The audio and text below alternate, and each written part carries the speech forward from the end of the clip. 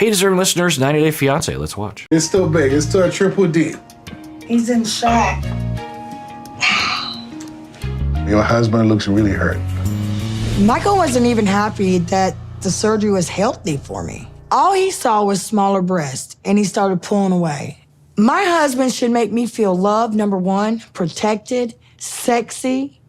He don't do none of that. Okay, so we don't know what was going on behind the scenes, but that certainly wasn't what was presented to us from my memory. That Michael, yes, at first had some issues, not only with what the results were of her surgery, but also just the fact she was doing it at all. He was saying, I love you as you are. You're sexy as you are. I don't need you to change. I don't want you to change. I don't want you to risk not only your health, because there could be massive health complications from what she was going through, but also the amount of money that you're spending.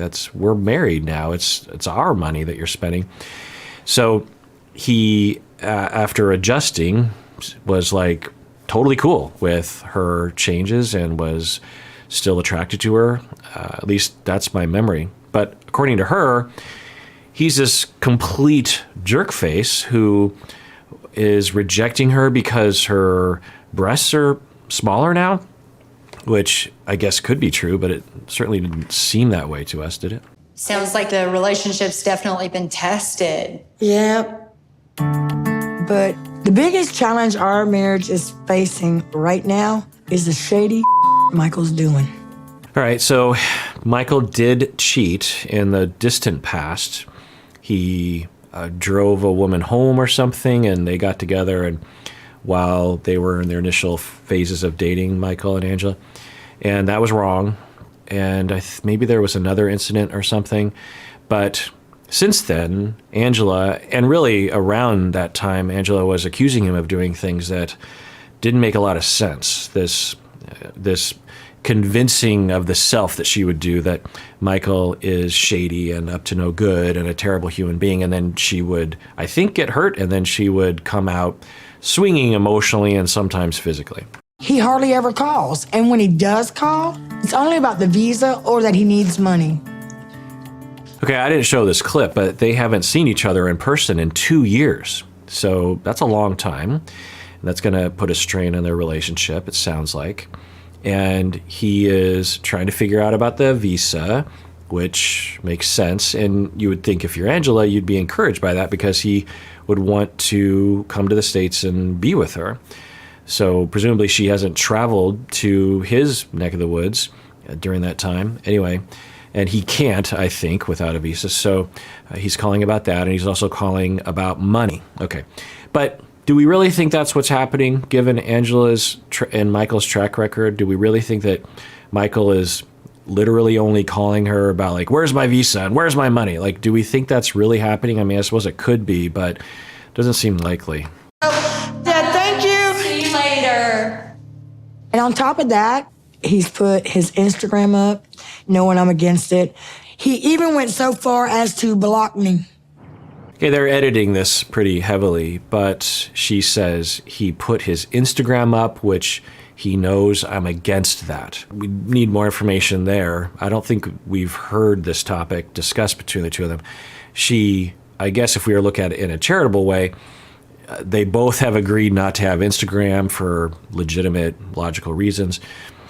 In a way, if we look at it in a non-charitable way, she does have an Instagram. I'm guessing that she does. I don't know. And that he is banned from using social media because she gets triggered and controls him or something.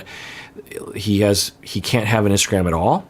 Plus, what would, it's because she is concerned, I'm guessing, that women will DM him and that will lead to him leaving her. And so her solution to that is to control and say he can't have social media at all, which I have to say, that's not uncommon to have that reactivity. But if you're ever in a situation like that, you would hope that you'd be able to trust your partner. That's really the issue, is trust, not necessarily that your partner has Instagram. Plus, I imagine if a woman really wanted to contact him, regardless of Instagram, they'd be able to figure out a way, right?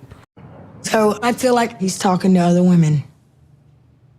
Okay, so let's rewind that, but it sounds like she's concluding that he's cheating on her, but let's rewind. And on top of that, He's put his Instagram up, knowing I'm against it. He even went so far as to block me.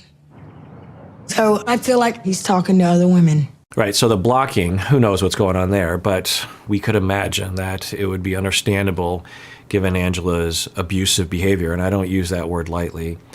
So who knows? I mean, maybe he's a jerk face, but for her at this phase to be completely blaming of him, no self-awareness, no responsibility, probably lots of distorting, maybe even 100% of this is distorted. And this conclusion, oh, he must be cheating on me. And it's like, well, he might be, but you've said that before when there wasn't any evidence of that. And I'm just curious as to what's going on with her, because is she trying to... Now, we saw this with Benny and Ariella, seemingly, that the long distance phase of the relationship really challenged the insecurity of Ariella. And she ended up having a lot of paranoia, seemingly, about convinced that Benny was cheating, and then she would get very hurt, but she would express lots of anger and control, and that would lead to a feedback loop with Biniam where he starts to defend and avoid and block and turn his phone off as a way of either dealing with it or passive-aggressively trying to communicate his hurt or something. And so we can imagine that for Angela and Michael, there might be a similar situation that led to him blocking her, but I don't know. I swore Michael's been scamming me. You know what, all the shady Michael's been doing lately, it's got me wondering, for the first time, is Michael scamming me? I just don't know. For the first time, you are wondering if you've been thinking that frequently. I mean, maybe not scamming, but I feel like that was a whole part of it. It's just amazing. Now, maybe this is all drummed up for, the show, and there's no truthfulness at all to any of this, who knows. But if there is, which it seems at least likely there's some truth to this given the track record, because it'd be weird if she'd been faking this entire time for years and years. Who knows? It's possible for you to know. But that the lack of self-awareness, the lack of self-reflection, the lack of reality testing, the lack of giving your partner the benefit of the doubt, it's really awful. And we know what this results in, because for her, this justifies her anger, justifies her abuse, justifies her rejection. I mean, it's slowly coming back to me all the times that she would just completely fly off the handle over nothing, seemingly. And the treatment that the physical treatment that she would, have with him, and it's really awful. I mean, because if she were just sad, then that would be one thing, like she was sad and depressed and making up a story in her mind, and that was causing her to feel sad and rejected. But the abuse and the anger and the rage and the self-justifications around this is indicative of abuse. When you actually treat, it's a type of perpetrator, it's not all perpetrators, but a type of perpetrator is someone who is extremely easily hurt and almost completely unaware of that pain, if not completely unaware, and transfers that to just rage, just extreme anger, which of course leads to not only abuse, but a lot of contempt in one's mind, a lot of rejection of the other person.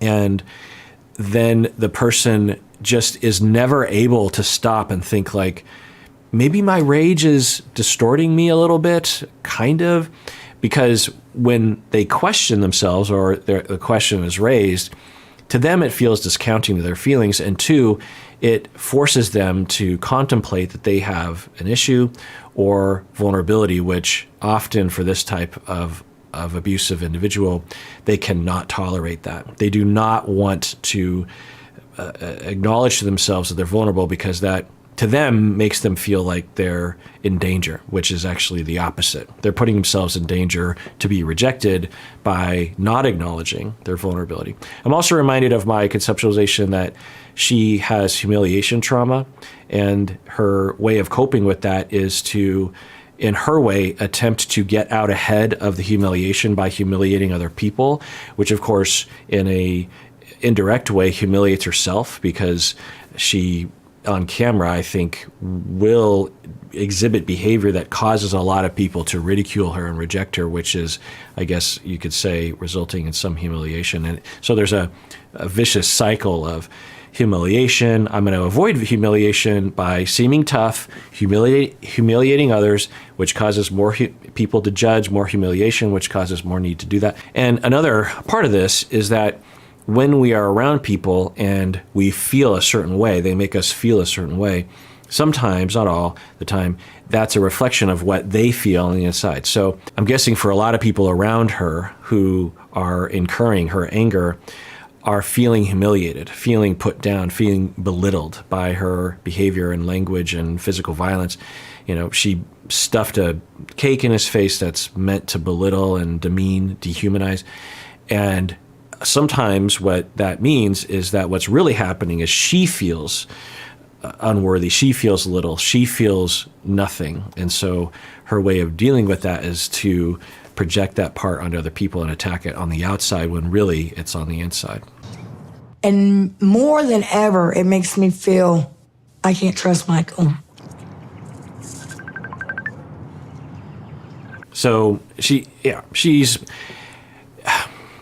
you would think by this point that she would have some awareness like, you know what? I've been here before dozens of times where I became extremely convinced of something, then got very angry and rejecting, very convinced that he was cheating on me. And then I realized later that that wasn't true.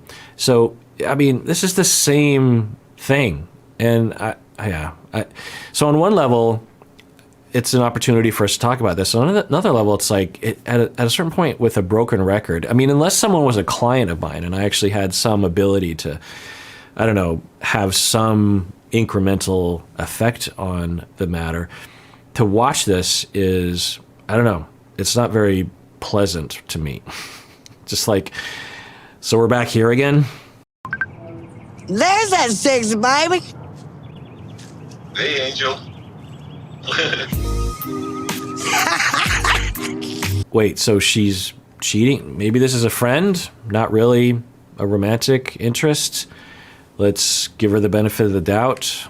I emailed Billy for a painting that I wanted to have made for Michael. And we befriended each other and started dancing together on TikTok.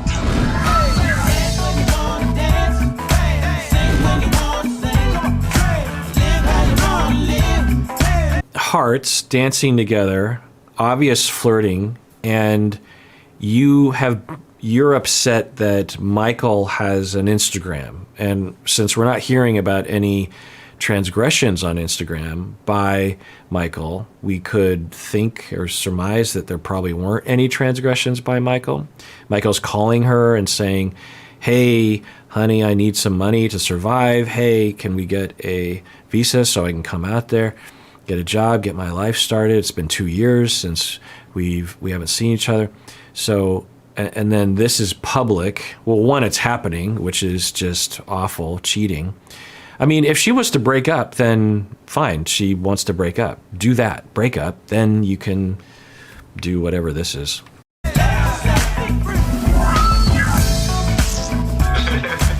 But Billy is not your typical dancer.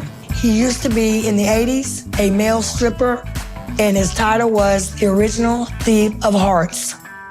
And boy, does he still have the moves and the looks.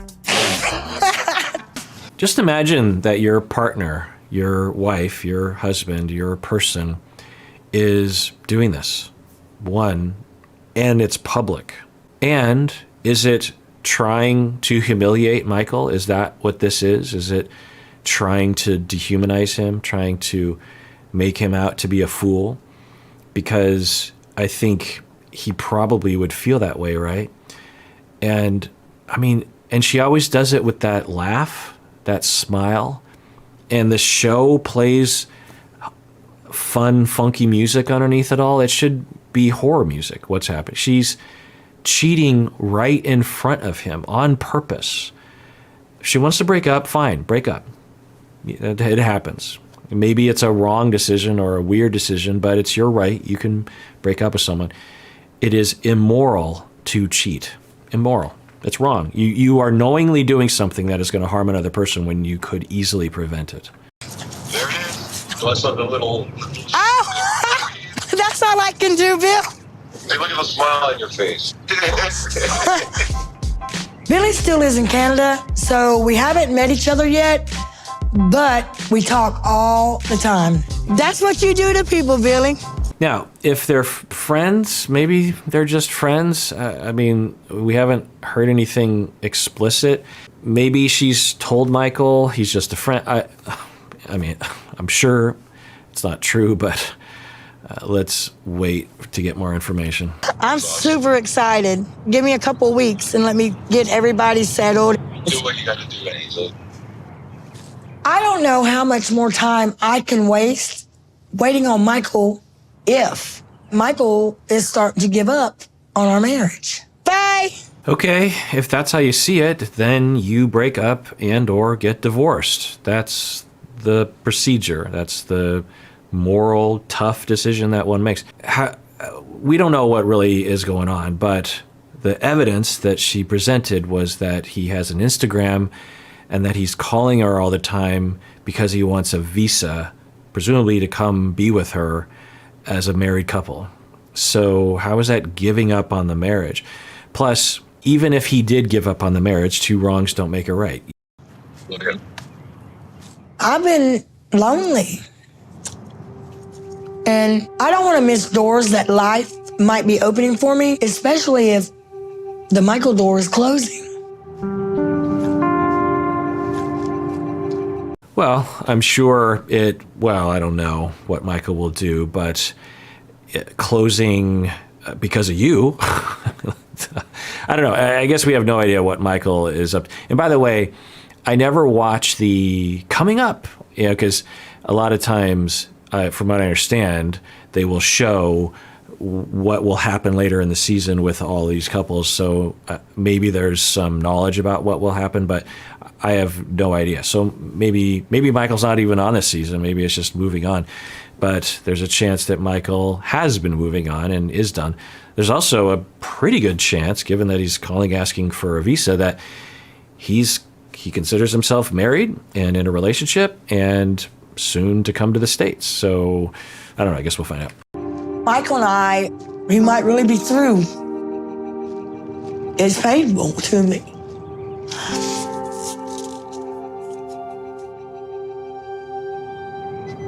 I'm old and I don't have time like he does. I'm hard that I spend my time on him and waited and looked. It could be for nothing. Okay, there's a part of me that has sympathy for her. She's sad and hurt, and that's human and okay and healthy to express it that way. But and we don't know what's been happening, but if the past is any gauge on what's happening right now, okay, you have these feelings, doesn't justify what you're doing at all and the way you're interpreting things at all. And I think that so let me just throw this out here. I think less and less, but there are people who really identify with her. Sometimes even Sean comes across as that way, as if Angela is relatable or someone you're rooting for or something. I know a lot of people don't feel that way about Angela, but I feel like many will. And on one hand, okay, as long as that's your general policy towards all the people, well, I don't want to put any stipulations. It's fine to have compassion and understanding and empathy for people, but the thing that I'll say is that I think for some people in life, and I think characters on reality TV, when they are so toxic and so abusive and so rageful, and it is observed as that way, and as a viewer, you end up getting frustrated with that person and judging them. And then there's a cycle, though. And every once in a while, and maybe they even know how to edit it that way to manipulate us, there's a cycle where they are apologetic and vulnerable and talking about their hurt feelings. And in that moment, so it's like if I were to, well, not me, but if you're in a situation where you're in a lot of pain and then someone comes along and releases that pain, you feel a lot of relief. It's sort of like when you get water stuck in your ear and all of a sudden the water pops out and you can suddenly hear. It feels glorious, but in reality, you've just returned to baseline. You've just returned to your normal level of hearing. But in relation to where you were, it's a huge improvement. So in abusive relationships, this is a mechanism. It's usually not consciously used by the abusive person. It's an effect of the cycle emotionally of the abusive. Sometimes it is used manipulatively, but the abusive person will treat you badly. They're not vulnerable. They reject you. They abuse you. And it's bad. It's happening to you. It feels bad. Then all of a sudden they come around, and for a bit of time they're not abusive to you, and they might be vulnerable. And in that moment, it's like when the water pops out of your ear. In relation to where you were, it feels so relieving and so good. And especially if the abusive person is the one. So another analogy to this is when we run experiments on humans and you have a lab researcher will cause pain or discomfort to the participant in the study. And then you, as a participant, you're like, ow, or whatever the discomfort that they're imposing.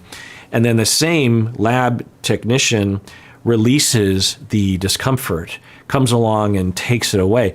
There's a tendency for us sometimes, just because we're flooded with all these positive, brain systems, that we look at the person who took the discomfort or pain away from us as a savior, as someone that is actually preferred to us. But in reality, they're the ones that started the problem to begin with. So I wonder if for Angela, maybe like others like Larissa, these people, that it feels bad, and then all of a sudden it's released, and you go, oh, there it is. There's the vulnerability. There's the sadness. Oh, now I feel bonded with this person. I think that might be something to watch out for, obviously, because we want to be familiar with that process and not be tricked. Essentially it's a emotional version of an optical illusion. There are optical illusions, audio illusions, memory illusions that can be used or will happen and will trick us into believing things that aren't true. And I think relationally, emotionally, those things can happen as well. Even though we might have a tendency to go, oh, I'm so bonded, I'm so happy. But really, if we just look at the narrative that the show is showing us, and God knows if any of this is accurate, what she is doing right now is exhibiting emotion that is actually still based on possibly lies and made up stories in her mind. I mean, who knows? But she's done that in the past, where her pain was like, well, why are you're interpreting things in a way that's causing you pain? Now, when he actually did cheat on her, of course, it's normal, but that was years and years ago, from my understanding. Anyway, and it would be okay if she still was in pain around that, but so it's something to think about. Now, I'm not saying you're supposed to look at her and look down on her or judge her or reject her or bully her, especially mob people online. Just leave these people alone. They have lives. They're just trying to make ends meet. So I'm not saying we're supposed to hate her, but I think we should be careful about handing ourselves over. Yeah. A final little note about this. There are a lot of techniques that brainwashing individuals will actually utilize along these lines. There are interrogation techniques where you will waterboard someone or you will torture them, and then you come along, especially if it's a different person that comes along. They're all part of the organization of torture and interrogation, but another person comes in, the good cop, bad cop thing, and they say, okay, I'm going to take this away. You feel so relieved because you're isolated from anyone. And so any indication that someone is on your side, you will convince yourself that that's a safe person when in reality it's not. All right, well, I want to thank everyone who's ever liked one of my videos. It helps with my self-esteem, but you don't have to like, and you can certainly dislike if you dislike something. And everyone out there, please take care of yourself because you deserve it. You really, really do.